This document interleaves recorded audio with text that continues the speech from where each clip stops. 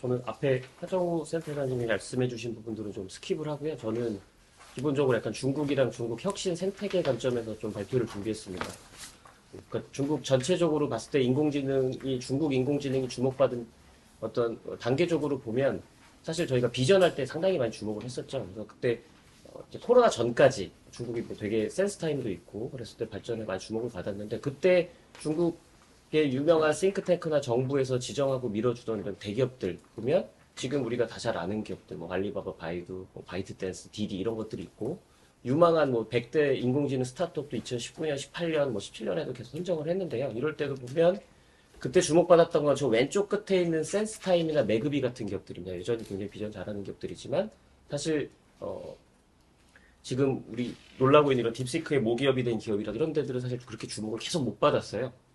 저희가 이제 코로나 겪으면서 중국의 혁신 상태가 충격을 한번 받았고 그 다음에 이제 LLM으로 어떤 트렌드가 비전에서 좀 바뀌면서 전반적인 시각에 중국이 뭐가 없구나 종이호랑이 아니야 뭐 이렇게 평가를 받았는데 그 시기 때 이후에 2024년에 또 중국에서 선정한 리스트들 보면 또 LLM이나 이런 기업들이 뭐 나오긴 나왔거든요. 그리고 되게 많은 좋은 기업들이 꽤 있었고 그때 이제 주목받았던 게 아까 앞에 하 박사님이 얘기해 주셨던 뭐 키미를 만든 문시아드 AI라던가 미니맥스라던가 이런 기업들입니다. 그래서 이런 기업들이 코로나 이후에 2024년에 3년에 뭐 중국이 여전히 AI 그 생태계에 힘이 있어서 좋은 기업들이 태어난다라고 주목받았을 때도 사실 그러니까 대중적으로나 혹은 그러니까 완전히 테크에 계시는 분들은 이제 작년부터 이렇게 주목을 계속 하셨을 텐데 일반적으로 주목을 계속 못 받았던 기업들입니다. 그럼 그 말은 뭘 의미하냐라고 하면 저희가 이제 중국 기업들이 한번 딱 탄생하고 나면 보통 하는 얘기가 이제 정부가 굉장히 잘해서 혹은 뭐 키웠다 이렇게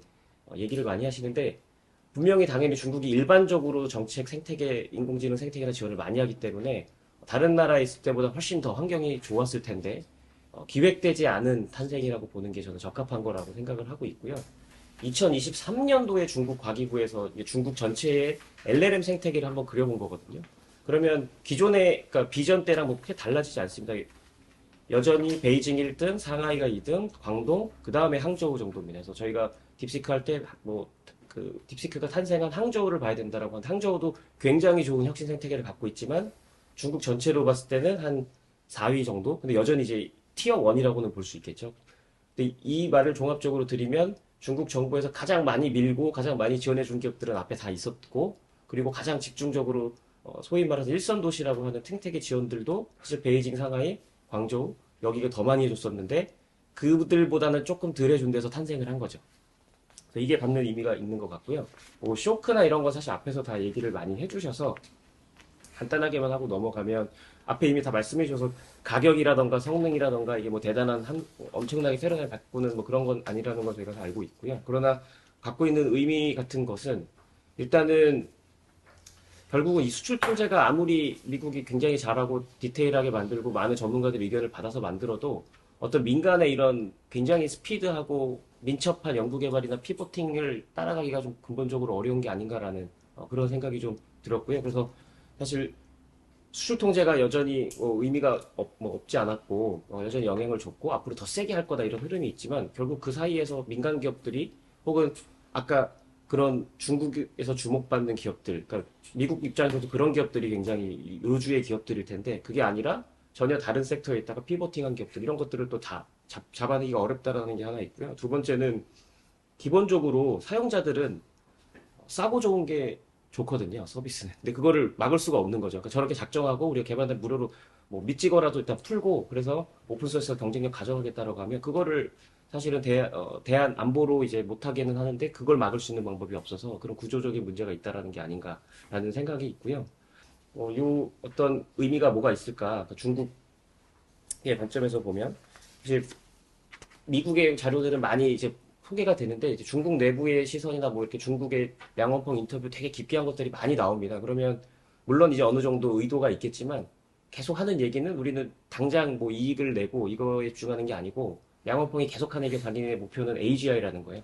그러니까 어떤 굉장히 큰 어떤 이런 패러다임을 바꾸는 그런 연구를 해나가고 싶고 그거에만 할 거다. 그리고 앞에도 말씀하셨지만 원래 모기업이 이제 이 자본이 굉장히 많았고 GPU가 굉장히 충분했고 그래서 뽑은 인재들을 중심으로 이제 GPU나 돈 제한 없이 도전적인 과제, 특히 이제 좀 엔지니어링 포커스된 부분들이 있을 텐데 그런 부분들을 굉장히 도전적으로 연구하고 업무강도 아주 세게 하는 뭐 그런 것들만 이제 계속 지원을 해준 거죠. 그래서 대부분 다 바텀업이라고 보시면 됩니다. 인터뷰에 기반해서 봤을 때는 그런 게 있고 딥시크가 지금 쇼크처럼 탁 저희가 하늘에서 뚝 떨어진 것처럼 보이지만 뭐 기술적으로는 이미 작년에 많이 공개돼서 그런 것들이 있다고도 하지만 결국은 생태계라는 물이 이만큼 차 있으니까 그게 나올 수가 있었던 것 같거든요.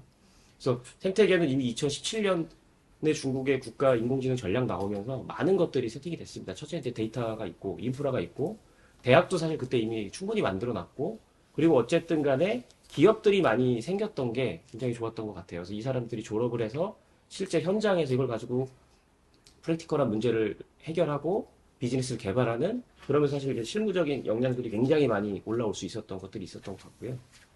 그리고 또 구조적으로는 어쨌든 중국은 미중 패권, 그러니까 뭐 트럼프 1기 때 수출 통제 이런 게 뭐 2018년부터 있어서 기본적으로 자의반 타의반으로 좀 저쪽 의존도를 낮춰야 된다라는 강박은 많이 생겼었거든요. 그 직전에 보면 중국도 사실은 핵심 기술은 다 겉으로는 자립하겠다 그러지만 다 의존했습니다. 그래서 그걸 이제 중국 내부에서 이제 중국 기술 혁신의 고질병이라고 평가를 많이 하는데 그것들이 사실은 이제 수출 통제나 제재의 대상이 되고 의존도가 어떤 이 성장에 있어서 굉장히 문제가 된다라는 걸 인식을 하면서 많이 있었고요. 뭐 대표적으로 이제 바이두가 만든 이제 오픈소스 패들패들 같은 경우도 코로나 때 그때만 해도 한 200만까지 확 올라갔었고 뭐 리스크 파이브를 선호한다거나 그리고 뭐 이제 중국, 미국으로 유학 가는 것도 좀 줄어들기도 하고 미국이랑 공동 연구가 좀 어려워지니까 국내 뭐 중국과 학원이랑 알리바바랑 협력하고 이렇게 해야 되는 그런 환경 요구사항들도 좀 많이 나온다. 그래서 그런 부분들이 좀 있었다라고 보시면 좋을 것 같습니다. 핵심 역량은 앞에서 좀 말씀을 많이 해주셔서 좀 넘어가겠습니다. 그거는 앞에 말씀하신 하 박사님 말씀을 들어주시면 될 것 같고요. 의미 자체로 보면 중국의 관점인 거죠. 그러니까 굉장히 그러니까 원천형 혁신을 계속 해야 된다고 하거든요. 중국도. 그러니까 결국 첨단 기술, 세상의 판을 바꾸는 건 다 미국에서 탄생한다라는 걸 알고 있는데 이걸 해낼 수 있는 기업들이 많이 나와야 된다는데 이게 이제 토종 기업으로 나온 거죠. 근데 또 하나 의미 있는 거는 그 안에 연구진들이 거의 해외 유학 경험이 없는, 그러니까 진짜 실력이 좋지만 해외 유학 경험이 없는 사람들로 이루어져 있다. 이런 부분들이 의미가 있고 사실 그냥 기술적으로 보면 저게 무슨 뭐 오리지널리티는 혁신이야 이렇게 볼 수밖에 없는데 그냥 중국 관점에서 보면 제품에 제일 가까운 제품 응용단에 제일 가까운 데를 중국이 보통 잘하는데 거기서부터 거꾸로 이렇게 들어오던 거였거든요. 거기서 AI를 활용하는 거. 근데 기초적인 모델은 거의 다 이제 미국이나 다른 나라에서 만들어진 걸 갖고 와서 쓰는데 그 안에 이제 이거 갖고 오는 것도 우리가 스스로 파운데이션을 좀 해보자. 그래서 그 안에 좀 더 침투한 그 의미가 있고 그게 전통적으로 물론 알리바바도 잘하고 바이트댄스도 잘하는데 그들보다 더 어떻게 보면 더 먼저 한 발을 내딛는 기업이 굉장히 소규모이고 잘하고 좋은 지역에서 자랐지만 가장 주목하고 가장 유망주였던 기업이 아닌 기업이 태어났다라는 거. 이것이 좀 의미가 있었던 것 같고요. 그리고 두 번째로 봤을 때는 결국 중국이 뭐 지난 2, 30년간 경제 성장을 많이 해서 뭐 혁신 국가가 됐다고 평가를 많이 하는데 이게 보면 중국이 저희가 그냥 뭐 이렇게 봤을 때 몇 번이 바뀌었죠. 뭐 대표적으로 한번 확 바뀐 게 스마트폰 쫙 터지면서인데 그 스마트폰 혁신을 중국 스스로 한 거냐? 사실 애플의 역할이 엄청 컸거든요. 애플이 중국에 들어와 있으면서. 그다음 전기차도 비슷할 텐데 전기차도 중국이 테슬라를 최초로 합작사 지분 없이 100% 허락을 해줬죠. 그러니까 중국이 산업 계속 키울 때 산업 정책적으로 잘 쓰는 방법이 특히 이제 최근에 잘 쓰는 게 전 세계 1등은 항상 내부에 유치해서 매기 이펙트를 가져오는 건데 인공지능 같은 경우도 그런 외국 기업들의 도움을 좀 받으려는 것도 있었지만 어떻게 보면 지금 현재 기준으로 봤을 때는 그 매기 역할을 항상 매기를 수입하다가 이제는 토종 매기가 자연스럽게 탄생한 그게 좀 의미가 있는 것 같다라는 말씀을 드리고 싶고요. 그리고 뭐 저희가 정치학 전공은 아니지만 이렇게 봤을 때 좀 중국이 과학기술 혁신을 하는 게 체제적으로는 불가능해야 되는 거잖아요. 그러니까 통제하는 나라, 권위주의 나라에서 이게 과학기술 혁신이 나오는 게 좀 그렇고 근데 AI 민주화 이런 것들도 보면 어떻게 보면 되게 본의 아니게 역설적으로 중국에서 그게 어떤 일조의 역할을 했다라는 거 이게 좀 컴플렉스한 문제인 것 같습니다. 그럼 중국 내부에 지금 무슨 효과가 있냐? 딥시크가 딱 터지자마자 지금 최근 기사들 보면 중국 주요 지방 정부나 기업에서 이 딥시크를 지금 전부 다 도입을 하는 걸 다 발표했습니다. 그리고 어제 그제 뭐 이제 그 텐센트 위챗에서도 이걸 탑재하는 걸로 다 얘기가 끝났고 국유 기업 일단 15곳 전부 다 딥시크 다 탑재해라. 그래서 뭐 저 오른쪽 밑에 보시면 뭐 이제 차이나 모바일, 뭐 차이나 텔레콤 3대 통신사 다 이거 전부 다 도입하기로 했고요. 그리고 정부의 그 행정 쪽에도 전부 다 지금 현재 지금 더 빨라졌을 텐데 어제 이제 이 발표자료 작성할 때까지만 봐도 일단은 저장이랑 베이징 하이딩구 뭐 이런 데들은 전부 다 딥시크를 이 그 효율 행정에도 전부 다 도입을 시킨 그런 상황이 됐고요. 그리고 두 번째는 딥시크가 딱 터지니까 이제 글로벌하게 충격도 받았지만 중국의 빅테크들도 확 충격을 받았거든요. 그래서 바로 바이두 오픈소스 풀어버리고 틱톡도 확 뭐 가격을 낮춘다거나 이런 식으로 이제 중국의 사실은 중국 내에서 중국 인컴번트들을 정신 번쩍 들게 해서 이게 전반적으로 활성화되는 효과를 주는 것 같습니다. 그럼 이게 어떤 효과가 있을까? AI를 도입해서 확산해지는 데 있어서 일단 전반적으로 경쟁이 치열해서 가격이 좀 싸지고 속도도 빨라지고 그리고 대안들이 생기니까 솔루션들도 더 많이 생길 수 있을 것 같습니다. 이런 측면에서 확산이 될 것 같고요. 이제 한 번 더 눌러주셔도 좋을 것 같아요. 네. 요게 이제 중국 우리로 따지면 산업부죠. 중국 산업부에서 해마다 이제 연말에 AI를 가장 잘 활용한 사례 뭐 이런 걸 선정을 해서 공개를 하는데 이게 저기 쭉 보시면 왼쪽에 뭐 좀 한자로 돼 있지 뭐 기초과학이라던가 그리고 산업용 코드 만드는 거라던가 이런 것들이 기존에 2023년에 했을 걸 보면 거의 다 이제 바이두나 알리바바 걸 썼습니다. 근데 이게 이제 딥시크 나오면서 앞에 말씀드렸지만 이게 또 확 바뀔 수 있는 그런 가능성이 보여진 거고요. 넘어가 보시면 이것도 보시면 유사합니다. 이건 올해 말에 또 선정한 것인데 결국 중국이 갖고 있는 비교있는 AI를 적용할 영역이 되게 많은 거죠. 그러니까 제조업이 되게 많다라고 가치사들이 좀 중국에 많이 있으니까. 근데 그게 확산이 훨씬 더 빠르게 될 것 같고 바이두가 중국 그 전력발전소에 이 LLM을 제공해서 그 결과들이 조금 나왔는데 사실 뭐 그렇게 좋아지지는 않았거든요. 그러니까 그런 것들도 사실 이제 딥시크 모델이 나와서 효율도 더 좋아질 수도 있고 오히려 바이두가 그쪽에 영향을 받아서 제대로 된 걸 만든 그런 경쟁적인 효과를 또 줄 수도 있다. 그래서 지금 작년 대비 올해 보면 적용 영역이 훨씬 많이 늘었습니다. 그래서 거의 모든 영역에 지금 다 들어가 있다라고 보시면 될 것 같고 그래서 이게 딥시크가 탄생하게 중국 내부에서는 중국의 AI 확산이나 응용을 더 좋은 가격에 좋은 품질로 더 빠르게 만들 가능성이 꽤 있다. 그게 이제 중국 내부에 주는 어떤 임팩트라고 볼 수가 있겠습니다. 글로벌하게는 아까도 또 좀 말씀을 많이 해주셔서 일단은 뭐 정말 판을 바꾸는 건 아니지만 어떤 의미 있는 엔지니어링적인 어떤 돌파를 좀 보여줬던 것 같고 수출 통제는 저희가 좀 보면 그래서 더 세게 했어야 했고 앞으로 더 세게 해야 된다라는 생각들이 좀 있는 것 같고요. 최근에 뭐 CSIS의 그 AI 센터 정책센터 장이 뭐 이렇게 발표한 거 보면 뭐 어떤 기술적인 돌파나 프로그레스 다 인정하고 좋은데 마지막 멘트가 저는 되게 인상 깊었는데 이제 걔네 중국 기업들이 할 수 있는 건 다 우리가 할 수 있고 그 여전히 격차가 존재한다는 거예요. 미국 기업들이 지금 계속 하고 해나갈 거는 중국 기업들이 카피업을 하지 않다라는 거죠. 그러니까 근본적인 경쟁력 차이가 걔네들이 하는 건 카피업을 하고 우리가 하는 건 여전히 언카피업을 한 부분이 많다. 그런 식으로 지금 생각을 하고 있는 것 같습니다.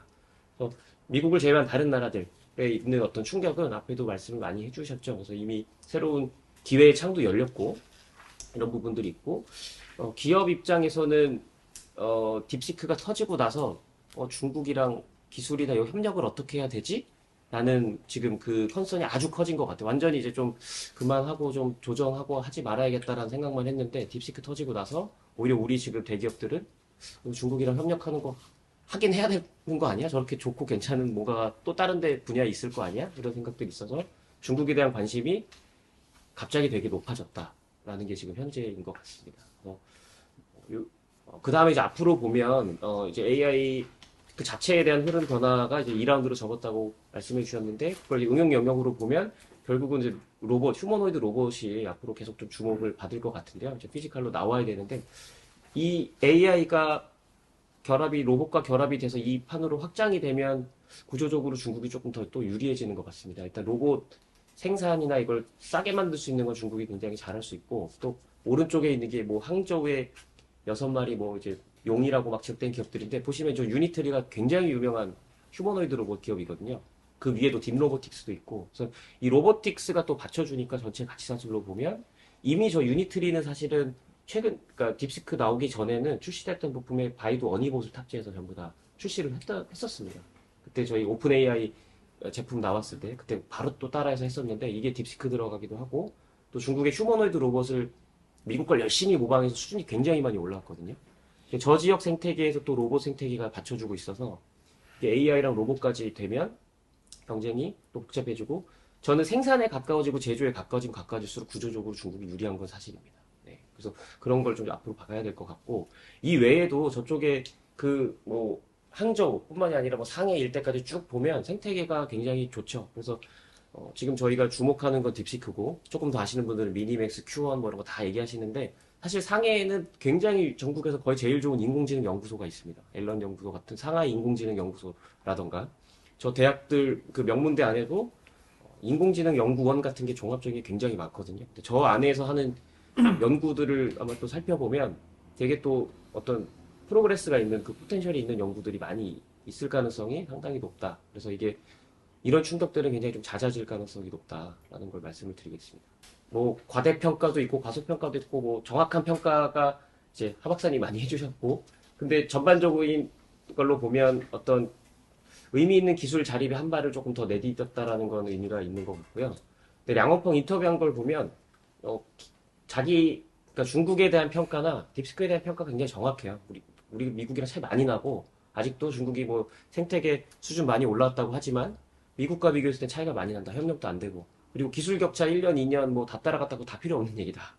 결국은 원천형을 하냐, 응용을 하냐, 이 차이가 있는 거지. 그냥 1, 0이라는 거죠. 그러니까 아무리 0.01년으로 줄어들어도 원천형을 하는 사람들이 미래를 다 만들어내는 거기 때문에 의미가 없다. 뭐 이렇게 세게 얘기한 부분들도 있고요. 이게 GPU는 주가가 모든 걸 설명해 주는 것 같습니다. 10% 빠졌다가 다시 다 올라왔기 때문에 여전히 어렵지만 이쪽이 마지막 미션이라고 하고 중국도 계속 뭔가를 해보려고 하는 것 같습니다. 그런데 이건 너무 어렵고요. 사실 중국 내부에서도 잘 알고 있고요. 작년 말에 저희가 이제 베이징 갔을 때 뭐 알리바바에서 발표 이런 거 보면 국산 데이터 센터 사용하는 비율은 10% 정도밖에 되지 않습니다. 전혀 아직도 좀 많이 남았다고 보고 있고 그런 걸 이제 평가해 봤을 때는 그 기술이나 어떤 뭐 음식으로 따지면 레시피가 중요하고 이런 게 아니라 그 기술을 만들어내는 그 주변의 생태계가 이런 것들이 중요한 건데 그게 중국에 부족한 게 이 GPU 돌파가 안 되는 뭐 핵심적인 원인이다 이런 얘기가 많이 나오고 있고 그래서 어떤 개별 특정 기술 단위에서 형식지 이런 거보다도 이게 전체적으로 구현하고 탄생할 수 있는 생태계 단위에서 어떤 이 암묵지가 훨씬 또 중요해지는 그런 이제 시점이라고 좀 보고요. 앞으로 중국이 그럼 어떻게 될 거냐?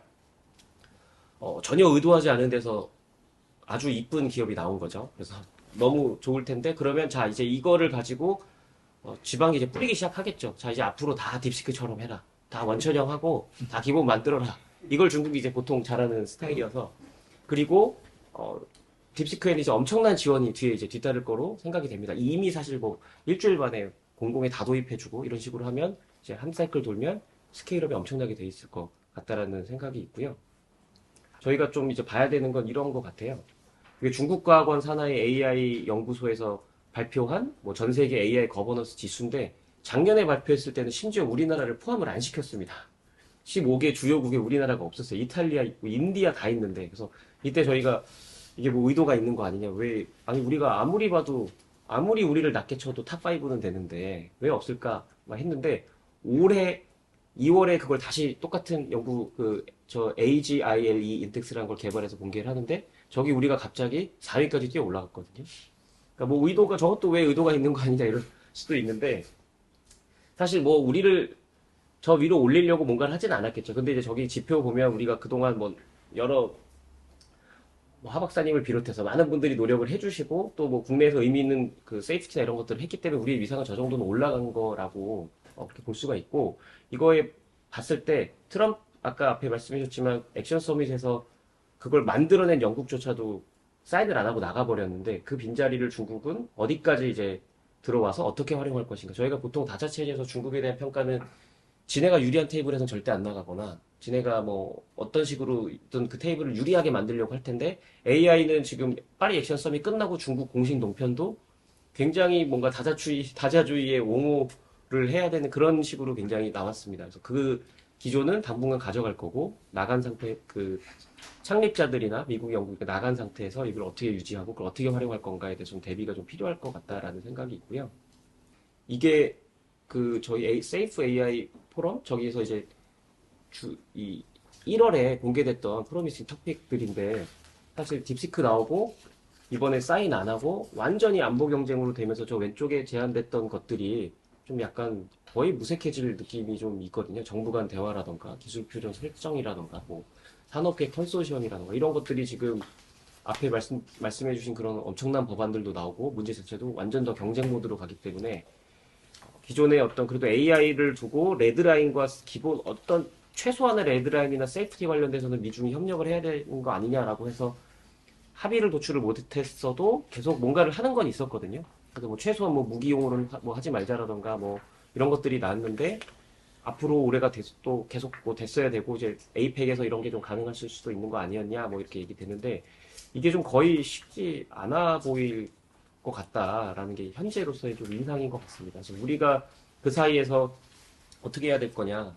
우리가 경쟁력이나 생태계가 미국이나 중국과 동등한 수준 아니지만 일정 부분 비교 우위가 있고 완전히 이제 시큐리티 중심으로 이게 레이스가 시작되면 저희도 사실은 그 탑3나 탑4 안에 들어가기 위해서 저희도 약간은 투트랙으로 가야 되거든요. 그러니까 지금 뭐 과학 외교 전략 이런 것도 막 나오고 있는데 지금은 완전히 목표 자체가 저희가 지속 가능 발전 뭐 인류 사회 이것도 있지만 한쪽으로는 숨겨서라도 이 레이스에 완전 올라타서 딱 상위 3위, 4위가 되기 위해선 모든 걸 다 해야 되는 거죠. R&D도 넣고 외교도 넣고 다 해서 따로 할 게 아니라 R&D를 왕창 넣어서 그게 레버리지가 돼서 저기에 아까 말한 그런 지표들이 여러 나라에서 만들고 뭐 여러 판단들이 있을 텐데 그 데이터베이스에 항상 우리가 이 주요 협의자로서 이해 당사자로서 테이블에 올라갈 수 있게 참여할 수 있게 하는 그런 좀 비상 대책적인 아주 전시에 준하는 그런 좀 공격적인 전략들이 나와야 될 필요가 있다. 뭐 이렇게 저는 생각을 하면서